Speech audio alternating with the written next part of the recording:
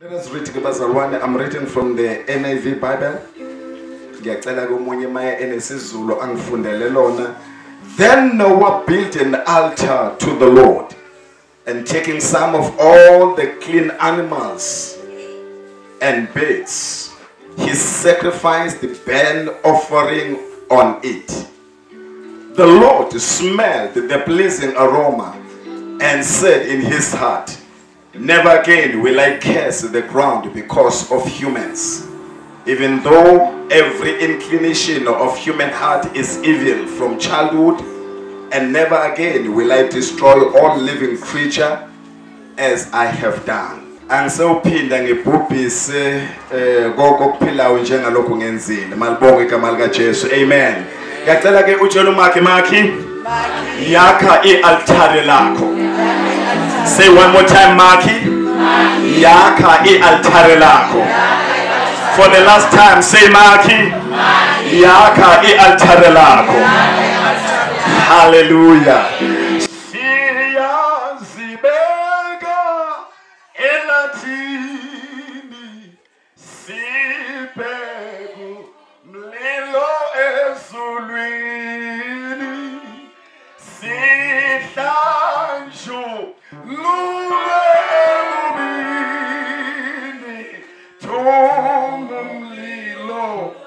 umlilo ongwele. Siyazibeka elathini, sibheku umlilo ezulwini, sihlanju luwe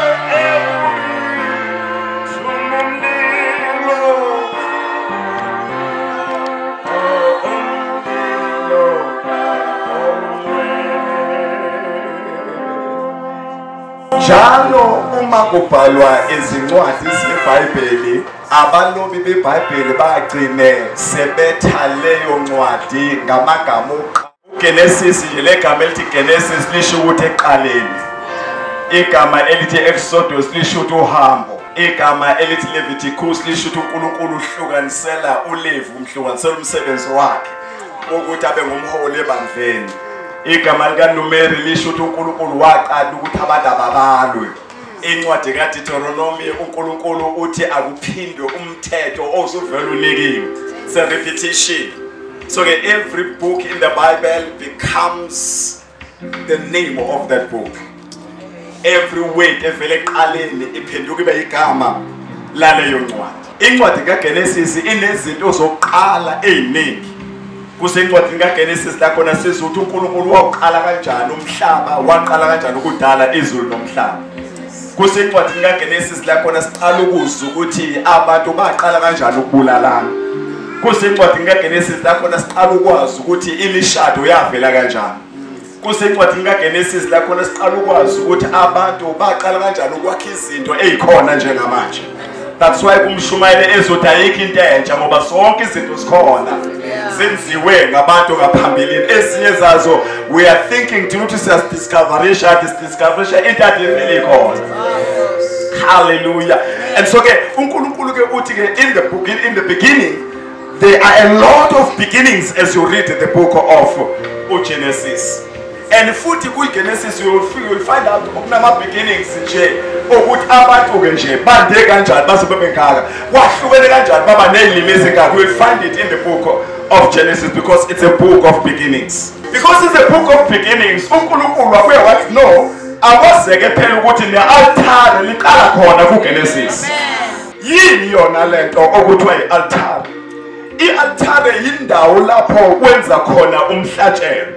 I-altare yindawo lapho khona wenza umnikelo. I-altare yindawo lena ofike ubeke okuthile phezu kwakho as an offering to God. So uNoah la, the Bible says ukuthi into ayenza yokuqala uma ephuma emkhunjini kwaba ukwakha iTabernacle, kwaba ukwakha i-altar. What this is the altar I'm going to tell God ukuthi thank you for keeping me in the flood. Hallelujah. Amen. It was to build an altar. Le altar ke usually ibiyenzelwa either uNkulunkulu noma yenzelwa amademoni. Abantu abangakholwa nje nabo banawo wabo ama-altar. Nawe nje ukukholwa nje ufuna ube nalakho ini. Ngoba namhlanje ntamba ekseni ngithi yakhe lakho ini. I-altar ungakhela abanye lakhe kabani. Elakho. Yakhe lakho nawe. My God. Mhlawumbe umuntu umuntu uphenduke nje bakembizile kuma-altar angakholwa. Sefuna manje akhe lakhe. Ethi njengoba semfike ukholweni manje ngiyawabhidliza amanye ama-altar. Sukumisa leli lami. Amen. Engizokhonza ngalo uNkulunkulu. Number 2, we also realize bazalwane ukuthi lapha ku-altar injongo kwakuyini. Ngithi oqala i-altar kwakuyindawo yomnikelo. Kwakuyindawo la ufika ubeke khona umnikelo wakho usa kuNkulunkulu. Number 2, sithi ke why i-altar was needed. I-altar it was needed because bekuyi gateway yokuhlangana ne-supernatural in the altar. Uma ufuna ukuhlangana nabangaphezulu kwakho, bungahlangani nabo emcimbini, uhlangana nabo ku-altar. Uma ufuna ukuhlangana nabakamoya, awuhlangani nabo endaweni zemgido, uhlangana nabo kuphi? Ku-altar. If you want to meet the supernatural, you have to have an altar. Ethi lakho sisengiyasibeke lathini. Ufuna ukuhlangana noNkulunkulu. It's a gateway to the spiritual things. It's a gateway to the things ezingaveli ngenyama but ezivela ngokamoya. Athi ke kusanga ukuphola mayibhala ngayo into ekamoya ziwubulo kwabanye abantu. But laba abakholwayo singamandla ngoba bahlangana nazo in the altar. Hallelujah. Ebesethi uPaul encwadini yabaseKorinte bokuqala isahluko besibili isahluko sika5 verse 7 athi nelethi iphasika selihlatshiwe. Ngamanye amagama nelethi altar selakhiwe. Kwabekwa kulo uKristu njengomsindisi wethu. So the altar is there. Sithi ke kwi-altar uyakhona ngoba ufuna ukuhlangana nento ekamoya. Uya ku-altar ngoba ufuna ukuhlangana nongaphezulu kwakho. Uya ku-altar ngoba uthi uNkulunkulu kunezinto engifuna ukuyibheka phambi kwakho. Uya ku-altar ngoba uthi uNkulunkulu kunezinto ezikimi ezingavumelani nawe engifuna zishe. Uya ku-altar uzothi uNkulunkulu kunezinto ezingihluphayo but ngifuna zenze njani? Zishe. Uma uya ku-altar uthi nawe nami Nkosi ngiyakholwa khona kodwa inyama yami yangihlupha ngifunise. My God. Uya naye altar. Uma kukhona inkalo nayo usukholwa uthi angikwazi ukuqhubeka nenkani sengiyinikele kufuneka ife ayizukufa ufakaza izofa mawusa-altar. Hamba naye altar. You will see what God is doing in the altar. There are 3 things engifuna ukuzisho namhla ekseni ezenza ke ubumqoka be-altar. Okokuqala ngithe liyini i-altar. Okwesibili ngithi yini umsebenzi wayo. The purpose ye-altar. Okwesithathu libaluleke ngani kuwe njengomzalwane. Ngoba namhlanje sithi yenze njani? Yakha i-altar lakho. Yenze njani mzalwane? Yakha i-altar lakho. Lakhe. And you can see here lasifunde khona encwadini kaGenesis ukuthi it was Noah who built his own altar. So ke i-altar liyakhiwa. Mhlawumbe engakafiki nalezo zinto sizibaluleke kanjani. Ake ngiqale ngokuthi awulakhi i-altar emgodini. Ulakhe endaweni ethe dudu. Awulakha i-altar endaweni esithele. Ulakhe endaweni ephakeme. Because i-altar noma nini uma ulakha i-altar kufuna uma wenza umnikelo wakho ukushiswa kube lentuthu esukayo. Kufuna lentuthu uma isuka yenyuke. Funa ukuyibone futhi uyenze la ntuthu yakho. Yezwa abazalwane. Ngalesikhathi intuthu yakho yenyuka. Uthi ke uthi uGenesis lapha ngalesikhathi uNoah enza lo mnikelo. kuNkulunkulu wabayiphumela imnandi. Kufuna lo mnikelo wenza yatha ungafinye ungaphelele emoyeni ufinyelele kuNkulunkulu. Amen. It must not end. La eyintweni eziphansi ufuna kufinyelele kuNkulunkulu. Ngeke bazalwane namhlanje kusenje oba ngithi nje ngezothi asenzeni bazalwane sakhe yenze njani mzalwane yenze njani mzalwane akuyona indaba umfundisi lena indaba yakho ukuthi athuleze njani ulakhe and lokulakha kwakhe i-altar kufuna uyimisele ukuthi I am building my own altar. Listen, you are not doing it for anyone else but for yourself. Kufuna lento ubona umphumela wento yakhe wena. Niyabakhumbula abantu abathonta into yenza usenzela wena. Ngifuna manje silungise namhlanje le altar ulakhela bani? Ulakhela bani le altar? Ulakhela wena. Yini libaluleke i-altar? Number 1, libalulekile i-altar because it is only in the altar where you build it with a particular name. The Bible says here, ukuthi uNoah walaka i-altar egameni likaNkulunkulu wakhe. When you build an altar, the altar, you must make sure ukuthi wenza i-altar libe nomnikazi. Wena ngobulaka le altar leli li-subscribe ukuthi leli elikaJehova ke leli. Ngoba kungelikaNkulunkulu kusho ukuthi la kule altar angikwazi ukuma phambi kaNkulunkulu. I will bow before God. Ngoba each time mawakha i-altar kufanele kuthobise. Kufanele kwehlise. Ungabi kulento yona. Kufanele wehle ukuze aphakame yena. Akakwazi ukuphakama uNkulunkulu nawe uphakeme. Kufanele ufike altar wenze njani? Wehle.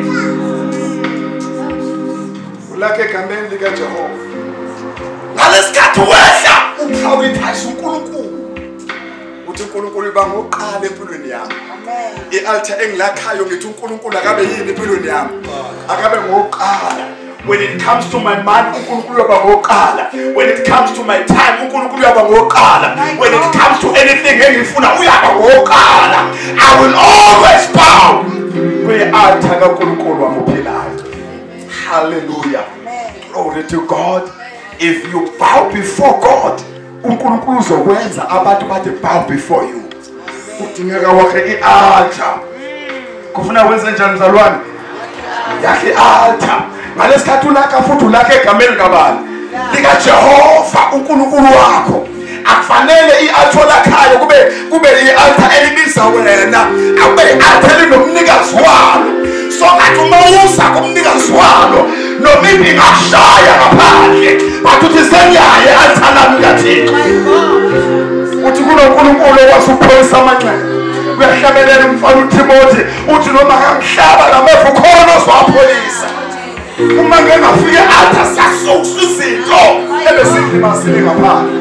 It is in my altar. It is in my altar. Listen to me bazalwane. Listen to me namhlanje kuseni. Uyabona ma sithi sakha i-altar libeza uNkulunkulu. La ngaphandle kunabantu abangakufuni. Kunabantu abakhuluma against you. Kunabantu abamelene nempilo yakho.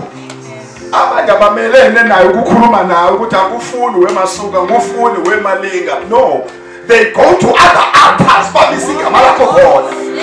Ukuze lezi zinto ezingale yazikwazi ukuhlakazeka. Azizuhlakazeka ngokuthi uthi mina ngiyazazi mina lalela. Hamba kwelakhi i-altar. Hamba kwelakhi i-altar. Ngalesikhathi usomle i-altar lakho usomandla ongaphezu kwakho konke. Uya kule altar bizomulo. Alihlakaze. Bamangala bathu singalisambisembiseni yini indaba? Yini indaba phumela simbisembiseni? Yini indaba phumela simfake ehlahleni? Utholakala ukuthi wangena kwelinye Jehova Sebawothi. Elakhi altar kaJehova Jireh. Elakhi altar kaJehova El Shaddai. When you go to this altar, every other knee will bow. Hamba ku altar yakho.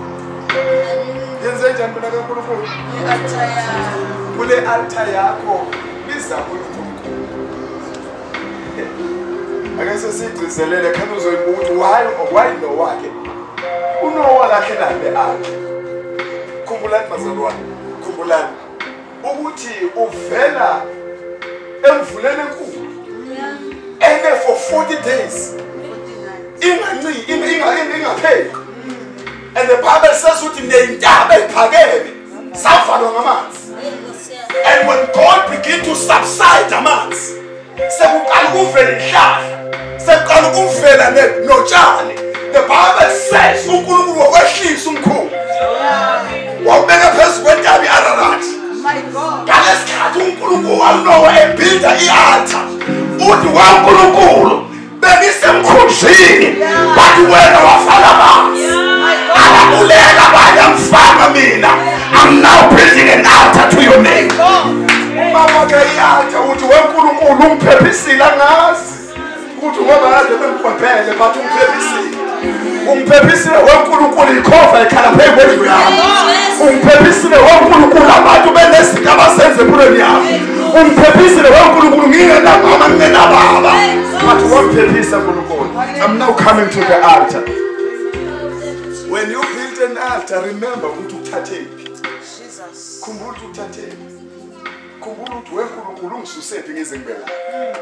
When God is allowing you to build an altar, it has to remember God. It has to remember God. Number 2.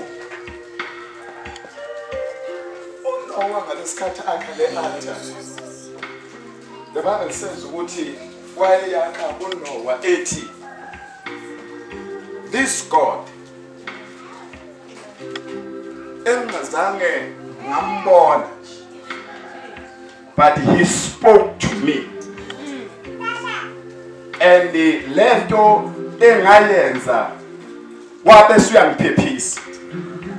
So now sengakha into engithi anytime mangifuna khulume, I will meet him here.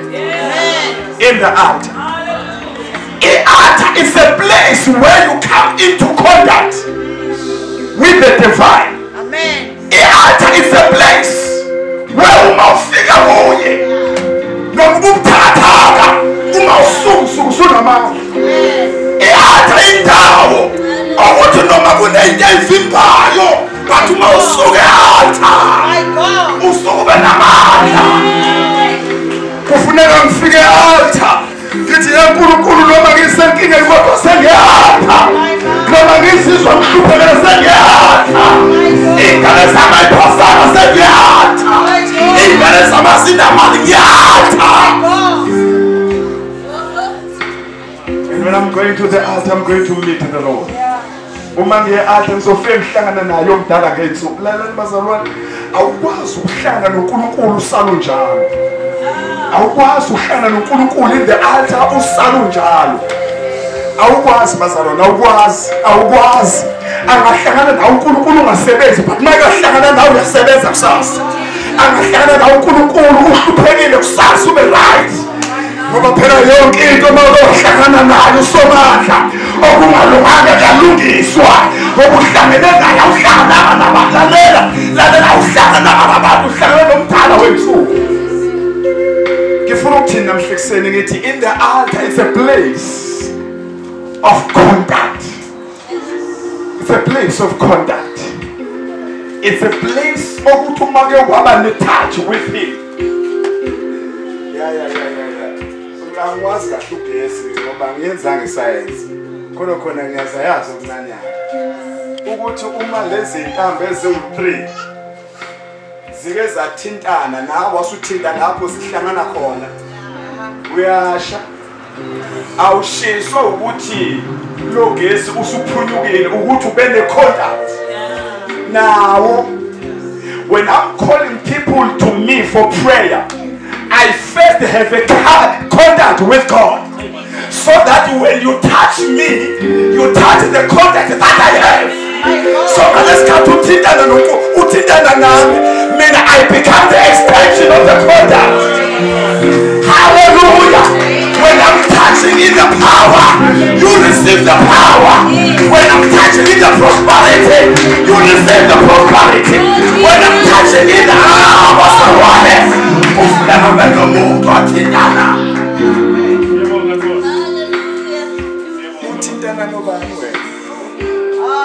Go to the altar. When you come into contact, uNkulunkulu uzokhuluma nawe athi though you are weak, say you are strong. noma ubuthakathaka athande ngamandla akwenkulunkulu indaba ukuthi usuthintene nami awukwazi ukubuthakathaka uma usuthintene nami. Hallelujah. Ebesethi uNkulunkulu makwathilena nambiza kulamathambo uthi wemathambo hlanganani noma amathambo bengafuni ukuhlala babe kusenza ukuthi kwezwa ngalamathambo kwalobukhulukhulu abuza amanye amathambo yini indaba wathi wezekhele kukhona ehlangene naye usayitshela ukuthi angithintene ngathi hlanganani. I also like the fact that this katamathambo yakazela English ibeka kahle ithi the bone go to his bone. Ngamanye amagama uma uNkulunkulu ehlangana nawe ubeke order when there was no order. Alungisa indawo athi ngenandawo. Alungisa isimo desperate usele order because when you meet the Lord, when you come into contact with him, greater power you receive. It requires the contact. It requires the contact is in the altar. The contact is in there. Hallelujah. The contact is in there. Hallelujah. Tell Maki. We are told hallelujah. The contact is in the altar. Glory to God. Hallelujah. Hallelujah. Hallelujah. I remember one time, lapho phongole ncotshani kuphi khona lapho phongole ncotshani ngihlala nododana wami enkosini umfundisi uMtunga eFreehead umfundisi uMtunga eFreehead esela encotshani engakayi eFreehead athi baba ngicela ufike ekhaya ufike sikhona umuzi esothandaza kuwo uyafa lo yamama lapha yana. Then we went into that family. The lady was just living down on the mat.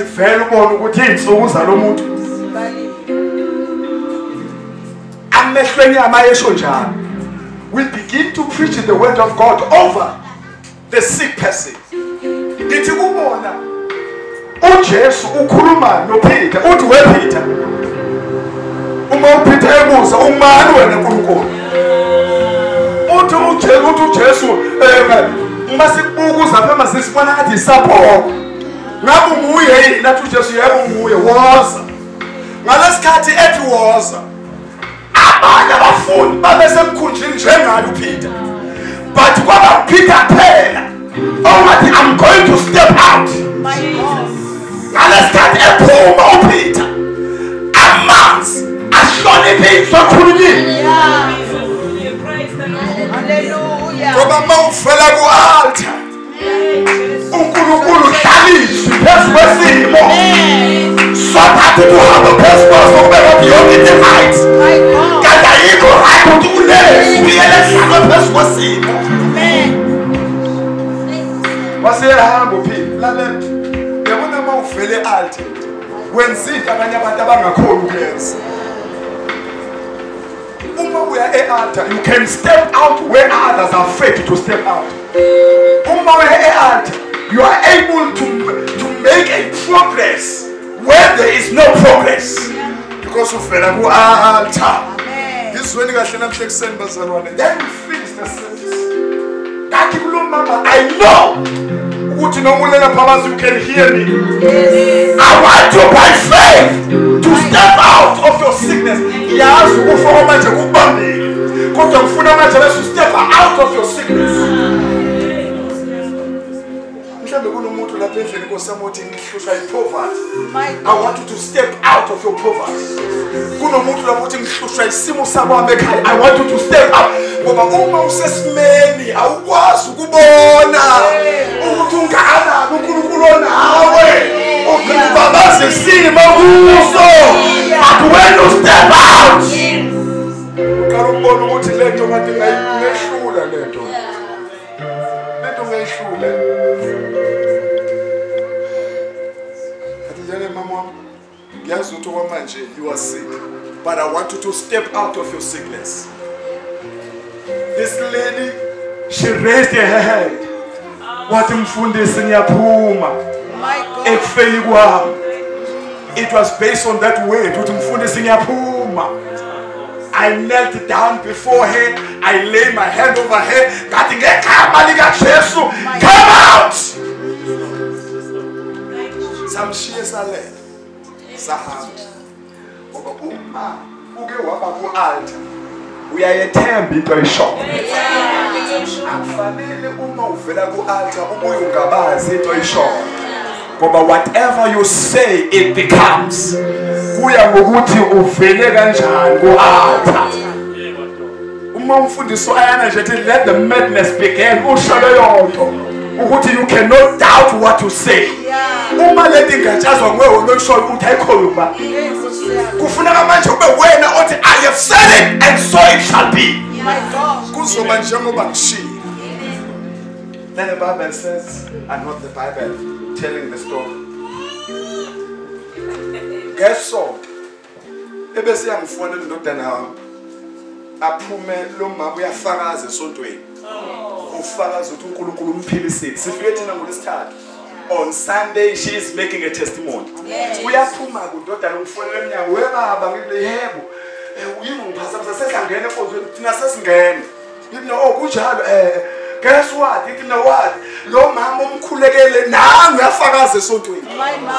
When you are having God you march out of a situation because of the altar. Amen. Lithini altar lakho? Wagcineka endaweni eyodwa. Ubuthilene nomdala weinsuku. Wafana nabanye abantu. Ubuthilene noNkulunkulu ohlukile kwabanye abantu. Ingani uSamson uma ethi lalela uma kwangopha nje ngentanga ngiyofana nabanye abantu kanti uyabalutha. Ngoba uyazi ukuthi uma ekathinana ne-altar afana nabanye. Lalela mntwana kaNkulunkulu awufani namanye amantombazane, you are just a unique girl. Awufani nabanye omama, you are a unique mother. Awufani namanye amadoda, you are a unique man. Awufani namanye amantomba, you are just unique. Never allow yourself to be like others. You are not. You are not. Ngoba wena usuka e-altar.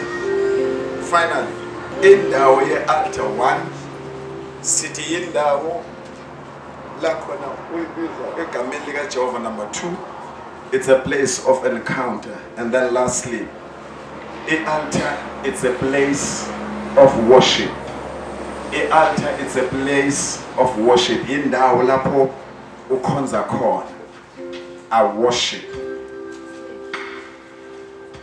I love this angle bazalwane yokukhonza uNkulunkulu ngomoya nangeqiniso. The Bible says ukuthi when we come before the Lord asikhonzi ngokubona kwethu but sikhonza ngomoya. Sikhonza futhi nangeqiniso. In the presence of God, uNkulunkulu, in the altar, ukwenza uconfess every wrong that we have ever done. Because uNkulunkulu brings into your remembrance ukuthi yabona lo mzalwane awuphathanga kahle. Lo yamzalwane awukhulumanga kahle. Lo yamyeni wakho awukhulumanga kahle. Lo yankosikazi wakho awukhulumanga kahle. Lo yamuntu omdala awumphathanga njengomuntu omdala. In the altar, when you begin to worship in the altar, the Lord reveals to you where you have been wrong. That's why uma use-altar ulingisa uDavida uthi weJehova ngicela ungixolele. Kukhona ukuthi ngicela ungixolele kukho neni engakwazi. Ngifuna ukuthi ngingakwazi ukuphila ngichelelene nawe ngoba the altar brings me back to you. It's a place of worship. Yiyo ke lento eyenza ukuthi osami ngithenge ngisehla. Yiyo lento eyenza ukuthi uElijah uma eya ku-place of the altar, a place of worship, the Bible says into yenza walungisa i-altare laselona-ke ngoba awukwazi ukukhonza uNkulunkulu ku-altare elingekho right. You correct what is wrong. Ubeke njengoba the Bible says ukuthi enye into yesibili ayenza u-Elijah wathatha izizwe ezazishumi wabeka ngayinye kwanethe elirepresenta leso sizwe. Ngalesi sikhathi u-Elijah evusa leli altare, the Bible says ukuthi u-Israyeli wesehlukene phakathi. Kukhona uJuda, kukhona u-Israyeli bengasadlelani. But ngenxa ye-altar u-Elijah lakhayo wathi ngiyibuyisa zonke izizwe ndawonye ngoba uNkulunkulu uthi ngiyalele ebunyeni i-unity and blessing. In the unity I have commanded the blessing to be there. Wayibuyisa le-altar. wasekhuluma lamagama uthi uNkulunkulu ngicela namhlanje kwazeke ukuthi wena uNkulunkulu. Number 2, ngicela kwazeke ukuthi mina ngiyinceku yakho. Ngifuna ukugcina ngalokho namhlanje. Ngifuna kwazeke ngenxa ye-altar lakhe ukuthi mina ngiyinceku yakho. When you build an altar for yourself, la enhlizweni yakho uthi uNkulunkulu ngihlupheke enough, but let the world know ukuthi mina ngiyinceku yakho. Let uyikhuluma ngoba uku-worship in the altar. Uma uku-worship in the altar awufuni kuvele wena, ufuna kuvele yena ongumnikazi we-altar lakhe. When you said in your spirit, Nkosi ngicela kuvele wena through my life, uma ngingena emsebenzini, let people know ukuthi I belong to you. Hallelujah. Akungenzeki ungene endaweni kube ngathi akafiki umuntu. Uma kufika wena akube noshintsho baza abantu nangu ungenayo. I remember one time ngovakashela abafowethu mfowabo umngane wami, so to say, or mfowabo umngane womfowethu, so to say. Ngiyabavusela ngoba kungikhisimusi, ngibavusela ngoba wephi abantu ngokhisimusi bayayijabulela lethi bayabajabula nangento engajatshulwa ngayo kimi njengomzali wami. Ngiyafika lapha nje ungitshale, hey sanibonani ninjani? Ngabekisa ngawo. Sanibonani bomntungwa. Ngiyaphila ekhaya bomphazima. Angangena endlini ngiyeza. Siyakhuleka bomphazima, niyaphila na?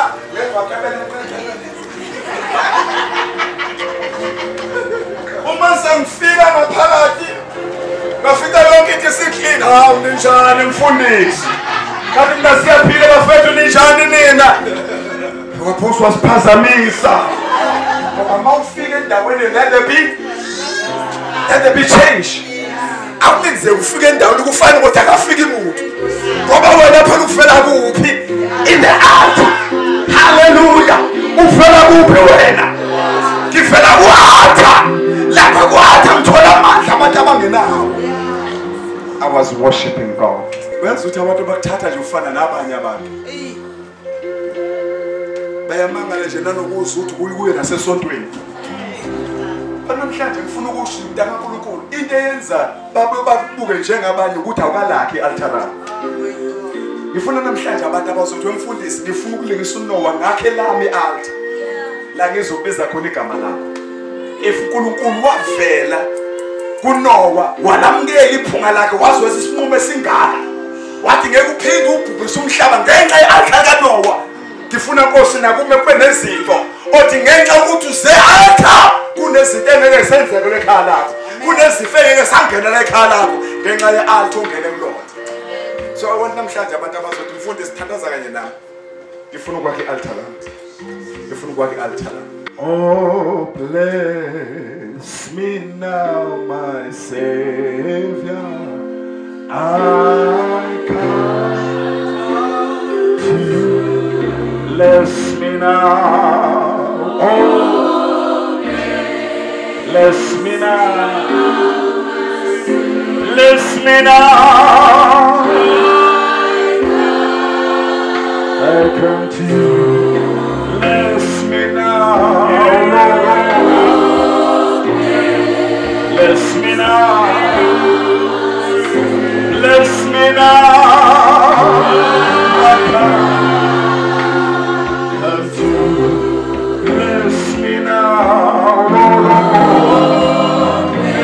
Bless me now, bless me now, Lord.